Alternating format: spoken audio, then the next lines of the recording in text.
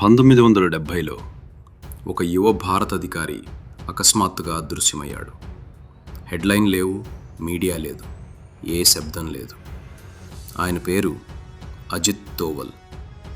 ఆయన సరిహద్దు దాటి పాకిస్తాన్లోకి వెళ్ళాడు. రోజులు కాదు, నెలలు కాదు, 7 సంవత్సరాలు అతను అండర్ కవర్గా జీవించాడు. తన గుర్తింపును మార్చుకున్నాడు. లాహోర్ వీధుల్లో కలిసిపోయాడు.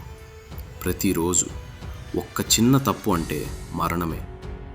అతను కీలక సమాచారం సేకరించాడు, నెట్వర్క్లను నిర్మించాడు, శత్రువులను లోపల నుంచే గమనించాడు. సంవత్సరాల తర్వాత అదే వ్యక్తి సర్జికల్ స్ట్రైక్స్కు వ్యూహం రచించాడు. నీడల నుంచి వ్యూహాల వరకు. కొన్ని యుద్ధాలు తుపాకులతో జరగవు. అవి సహనంతో, నిశ్శబ్దంతో, ధైర్యంతో గెలుస్తారు. ఇది భారతదేశపు నిజమైన స్పై మాస్టర్ కథ.